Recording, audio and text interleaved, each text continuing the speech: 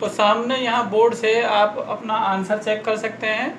आप व्यू ए के जो 8 मेंबर्स हैं वो इस तरीके से मिले 1, 5/2, 4, 11/2, 1/2, 2, 7/2, 5।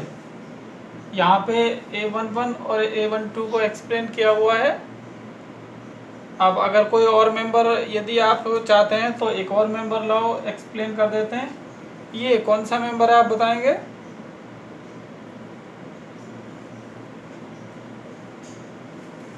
दूसरी पंक्ति का तीसरा मेंबर। तो हम निकाल रहे हैं A23 को। तो फॉर्मूला AIJ के लिए था 1/2 I - 3J। अब यहाँ I की वैल्यू लिख देते हैं अलग से, कितनी है 2, और J की वैल्यू 3। यूज करते हैं 1/2 एज इट इज, मापांक ऐसे कैसे I यानी 2 - 3 × J। तो डायरेक्ट लिखेंगे 3 × J मतलब 3, तो 3 3 9, तो -9। 1/2 मापांक क्या है अंदर -7, लेकिन -7 की मापांक की वैल्यू +7 है, तो मापांक हटा देते हैं। 1/2 × +7 और गुणा के बाद आपने प्राप्त किया 7/2। तो ये A23 था। इस तरीके से बाकी सारे मेंबर्स आप निकाल सकते हैं। तो ये फर्स्ट टाइप थी एक्सरसाइज 3.1 के लिए। अब आगे बढ़ते हैं। तो आगे है आव्यूह के प्रकार, टाइप्स ऑफ मैट्रिक्स। आव्यूह के प्रकार। तो इनमें से हैं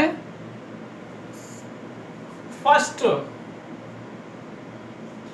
पंक्ति आव्यूह। सिर्फ शॉर्ट में पंक्ति लिखा गया है, डेफिनेशन आपको वर्बली बताई जाएगी। सेकंड है स्तंभ आव्यूह। थर्ड है शून्य आव्यूह।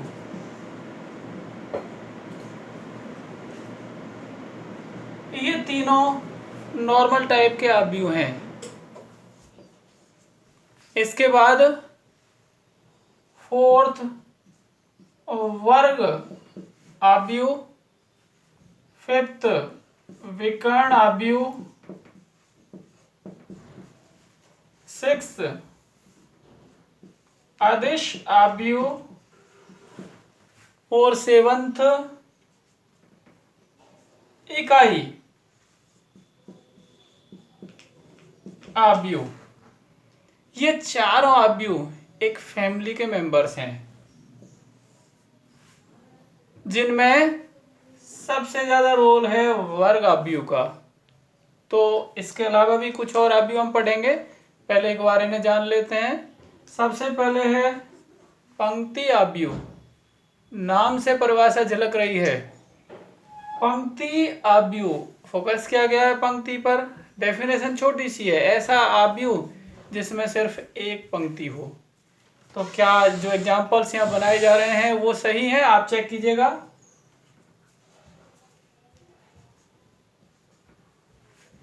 क्या ये एक पंक्ति आव्यूह है?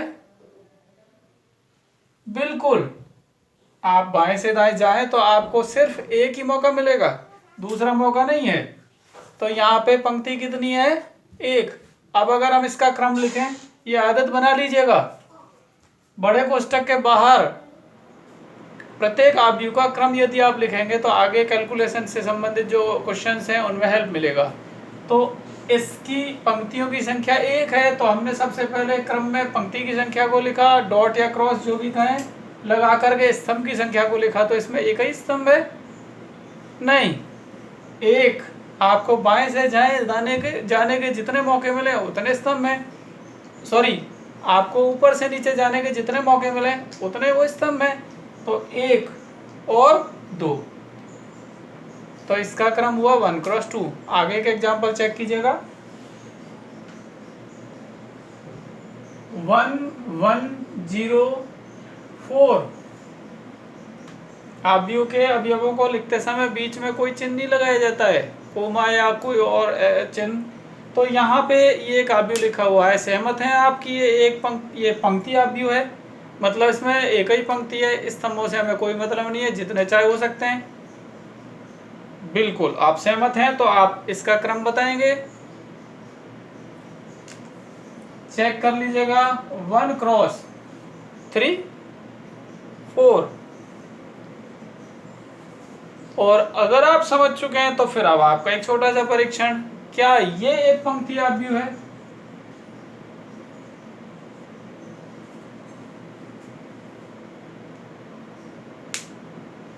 चेक कीजिए इसमें है या नहीं है केवल एक पंक्ति। बिल्कुल, आप पंक्ति कितनी है इसके लिए आप मौके तलाश कीजिए जिन पे आप बाएं से दाएं जा सकें। तो आप यदि इसमें घूमना चाहें तो आप एक ही बार बाएं से दाएं जा रहे हैं, और एक्चुअल में सही कहें तो इसमें दायां तो कुछ है ही नहीं, जो भी है वो बायां ही है जहाँ से आपने स्टार्ट किया। पर हमें मौका मिला इस तरीके से चलने का और एक ही मौका मिला, तो इसमें पंक्ति कितनी है 1।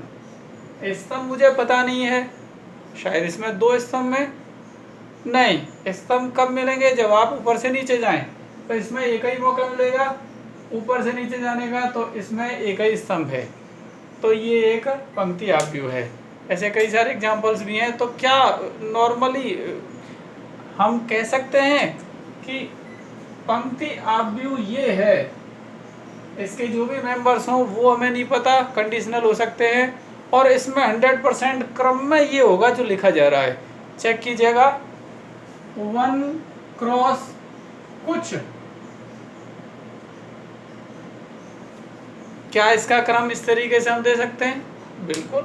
हमें पंक्ति अवयव में सिर्फ क्या पता होता है, पंक्तियों की संख्या फिक्स है, कितनी होती है 1। स्तंभों की संख्या कंडीशनल होती है, जो दी गई है कंडीशन के अकॉर्डिंग, जिसको हमने कुछ लिख दिया है। तो ये पंक्ति अवयव था। इसके बाद स्तंभ अवयव आप इससे जोड़ के खुद समझ चुके होंगे। स्तंभ अवयव ऐसा अवयव जिसमें एक स्तंभ हो। तो कुछ एक एग्जांपल्स आप बना करके बता दीजिएगा और फिर चेक कीजिएगा कि इसी तरीके के एग्जांपल्स जो मैं बनाऊंगा वो आपने दिए क्या।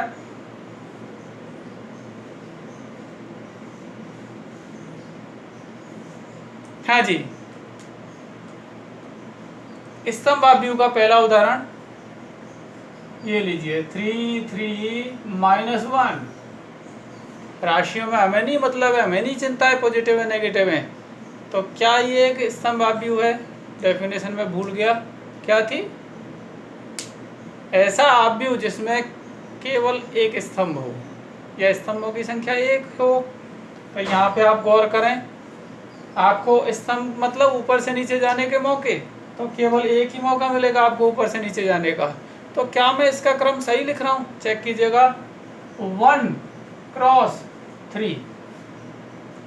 कुछ चीजें सही हैं पर अरेंजमेंट सही नहीं लिखा है। क्रम में पहले किसकी संख्या लिखी जाती है? पंक्तियों की। और मैंने किसकी लिखी? और दूसरे स्थान पर किसकी लिखी जाती है? स्तंभों की। और मैंने किसकी लिखी? पंक्तियों की संख्या से आप सहमत नहीं है? चेक कीजिएगा, सबसे पहले क्रम में लिखा जाता है पंक्तियों की संख्या। तो हम बाएं से दाएं जाने के कितने मौके मिलते हैं वो देखते हैं। तो 1 2, दूसरी पंक्ति खत्म जिसमें एक मेंबर है ये, 3 तीसरी पंक्ति में -1 बैठा हुआ है, तो पंक्तियां हुई 3, तो 3 क्रॉस। और हम पहले पता कर चुके हैं ये स्तंभ अवयव है, एक ही मौका मिला तो 3 क्रॉस 1। तो ये इसका एक एग्जाम्पल था। बहुत सारे एग्जाम्पल्स हो सकते हैं।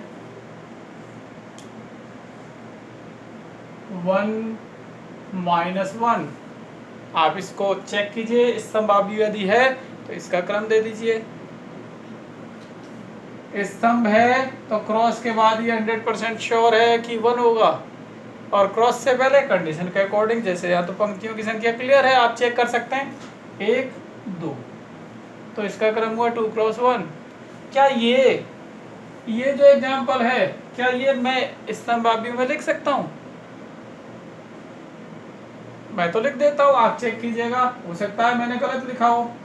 मतलब मेरी जिद है, मैं बोल रहा हूँ कि ये एग्जाम्पल वहाँ लिख दिया था, वो सही था गलत था आपने चेक किया, मैं इसे यहाँ स्तंभाव्यूह में भी लिखना चाहता हूँ, तो क्या ये स्तंभाव्यूह है? यदि है तो मैंने सही लिखा। बिल्कुल, स्तंभ की संख्या अगर हम देखें तो यहाँ पे 1 है, और वो आव्यूह जिसमें स्तंभों की संख्या 1 हो वो स्तंभाव्यूह ही कहलाता है। तो कहने का मतलब ये है, ऐसा आव्यूह जिसमें एक ही अवयव हो वो पंक्ति आव्यूह की केस में भी आता है और स्तंभाव्यूह भी कहलाता है। अब इसी तरीके से व्यापक रूप में अगर आप लिखें यहाँ पे तो क्या लिखेंगे बताइए? कोई भी स्तंभ आव्यूह लिखना है तो उसके अंदर आप AIJ डाल दीजिए, यानी सारे मेंबर्स आ गए, वरना तो हमें क्रम से पता चलता है उसके मेंबर्स। अब इसके बाद क्रम में बताइए किस तरीके से आप लिखना चाहते हैं। जहां जो चीज पता नहीं है वहां कुछ का यूज कर सकते हैं, तो क्या लिखें, क्या क्रॉस क्या, जबकि ये स्तंभ आव्यूह है तो क्या फिक्स है यहाँ पे? स्तंभों की संख्या कितनी? 1, तो यहाँ आपने 1 लिखा। पंक्तियों की संख्या कंडीशन के अकॉर्डिंग, तो यहाँ हमने कुछ लिखा। ये आपका स्तंभ आव्यूह। इसके बाद रह जाता है शून्य आव्यूह। तो शून्य आव्यूह में हम देखें, सिंपल सी परिभाषा, इन तीनों की परिभाषाएं इनके नाम से झलकती हैं। ऐसा आव्यूह जिसमें प्रत्येक अवयव कौन हो? शून्य हो, शून्य आव्यूह कहलाता है। एग्जाम्पल,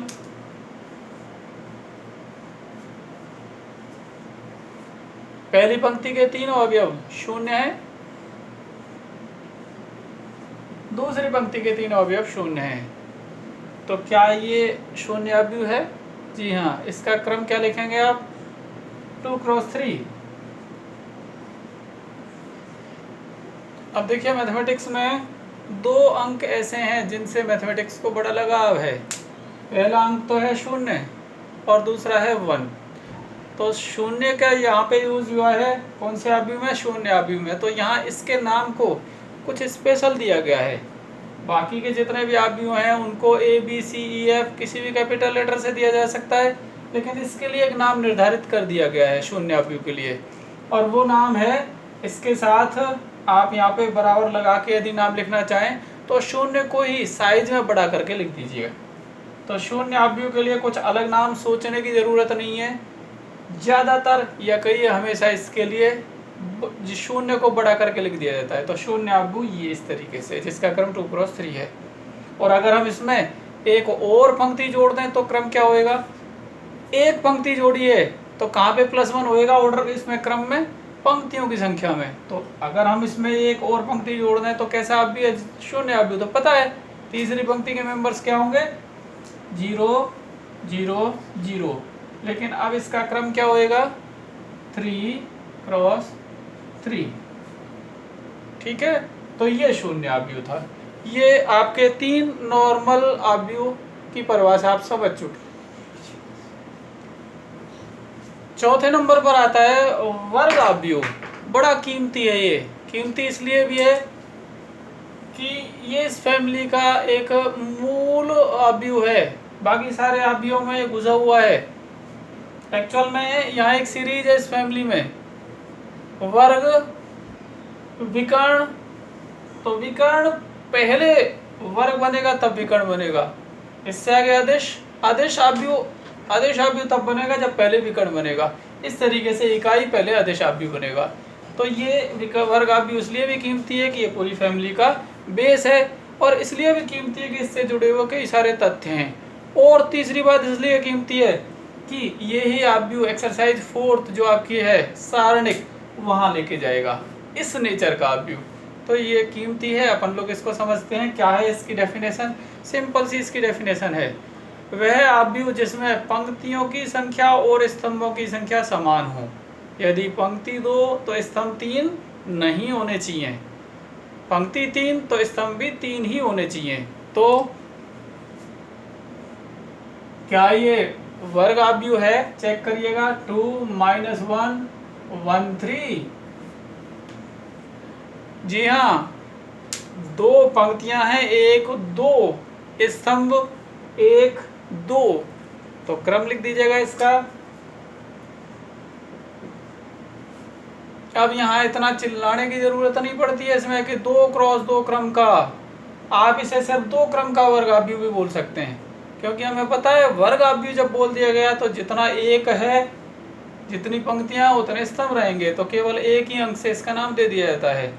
अगर आप 3 क्रम का या 3 क्रॉस 3 वर्गाव्यू दिखाना चाहें तो जो चाहें आप इसमें डाल सकते हैं। जैसे कि 3 क्रॉस 3 है, 3 है, तो इसका ढांचा कितने मेंबर्स हैं total? 9। 1 2 3 4 5 6 7 8 9, A B C G H F F. ज़्यादा सोचिएगा मत, आप इसे एक नॉर्मल वर्गाव्यू का एग्जाम्पल ही समझिएगा, बाकी ये आगे किसी और डेफिनेशन में भी काम आएगा। तो यहाँ पे चेक कर लीजिए क्या ये वर्गाव्यू है, क्या इसमें पंक्तियों की संख्या और स्तंभों की संख्या समान है? बिल्कुल। अब इसमें खास चीज़ें क्या है वो हम समझें। हम 3 क्रॉस 3 से समझें, चाहे 2 क्रॉस 2 से, तो हम 3 क्रॉस 3 से समझ लेते हैं। यहाँ खास चीज़ें ये हैं, वो तो नॉर्मल परिभाषा में आ चुका है। पहली जो खास बात है कि पंक्तियाँ जितनी उतने स्तंभ हैं। दूसरी खास बात क्या है इसमें, इसका जो पहली पंक्ति का पहला मेंबर है वो, और तीसरी पंक्ति का आखिरी मेंबर है वो, यदि इस तरीके से जोड़ दिया जाए या मिला दिया जाए तो ये जो व्यवस्था कहलाती है, जिसमें बैठे हुए हैं कौन कौन, ए बी सी, 3 मेंबर्स, ये व्यवस्था कहलाती है इस आव्यूह का मुख्य विकर्ण या अग्रग विकर्ण। तो ये हुआ इसका मुख्य विकर्ण।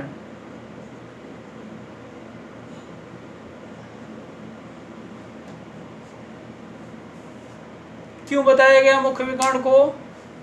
आव्यूह से जुड़ी हुई एक और है फैक्ट, एक तथ्य है जिससे संबंधित आपके सिलेबस में कोई एग्जाम्पल नहीं है, और एक बार grade second teacher grade second RPSC के द्वारा आयोजित किया गया था, उसमें एक क्वेश्चन आ गया, और वो है मुख्य विकर्ण से संबंधित एक डेफिनेशन। कौन सी? वर्ग विकर्ण का अनुरेख, अनुरेख या ट्रेस, वर्ग आव्यूह का अनुरेख या ट्रेस इंग्लिश में कहा जाए तो। ट्रेस क्या होता है वो समझें, या अनुरेख क्या होता है? वर्ग आव्यूह में मुख्य विकर्ण के अवयवों का जोड़ उस आव्यूह का अनुरेख कहलाता है। तो यहाँ पे a प्लस बी प्लस सी इस आव्यूह का अनुरेख है, और अगर यहाँ पे कहें तो मुख्य विकर्ण कौन सा है? ये वाला।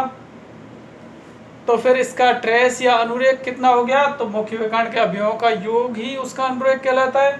तो फिर यहाँ जोड़ दें आप, तो 2 + 3 इस आव्यूह का अनुरेख हुआ 5। एक एग्जाम्पल और ले लेते हैं वर्ग विकर्ण का, वर्ग आव्यूह का। 1 - 1 2 2 3 1 -2 0 -1, ये 3 क्रॉस 3 क्रम का एक वर्ग आव्यूह है। तो यहाँ पे अगर इस आव्यूह का अनुरेख देखें तो अनुरेख का मतलब अभी बताया था अग्रग विकर्ण, जो कि ये है कि सभी अवयवों का जोड़। तो आप अगर इसमें टोटल करें तो 1 + 3 और -1, 1 - 1 कैंसिल हुए, तो इस आव्यूह का ट्रेस या अनुरेख हुआ कितना? 3। अब यहाँ पे एक और चीज आती है, वो है संयुग्मी अवयव।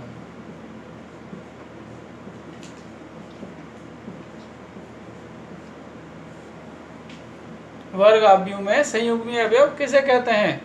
तो ध्यान दीजिएगा, आपसे अगर पूछा जाए लोकेशन वाइज ये कौन सा अवयव है, तो आप कहेंगे दूसरी पंक्ति का पहला मेंबर है, तो A21। अब अगर इस क्रम को आप उल्टा कर दें तो फिर इसका तो हमें प्राप्त कौन होएगा, A12। तो ये जो क्रम बदल के जो अवयव प्राप्त होते हैं, ये दोनों अवयव एक दूसरे के क्या कहलाते हैं, संयुग्मी अवयव। मतलब A21 का संयुग्मी अवयव कौन हो गया, A12। और A12 उल्टा बोल सकते हैं, A12 का संयुग्मी अवयव कौन हुआ, A21। आपसे अगर पूछा जाए A23, पहले तो ये बताएं A23 कौन है,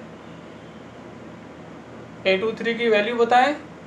तो A23 मतलब दूसरी पंक्ति का तीसरा मेंबर, ये दूसरी पंक्ति रही, इसका ये तीसरा मेंबर हुआ, तो इसकी वैल्यू 1 है, लिख देते हैं। इसका संयुग्मी मतलब 1 का संयुग्मी अगर आपसे पूछा जाए तो आप किसे कहेंगे, A32 को। तो A32 कौन है बताइए, तीसरी पंक्ति का दूसरा अवयव, ये तीसरी पंक्ति, इसका ये दूसरा अवयव, तो इसका संयुग्मी हुआ A32 यानी कि 0। ये इसके संयुग्मी अवयव हुए हैं।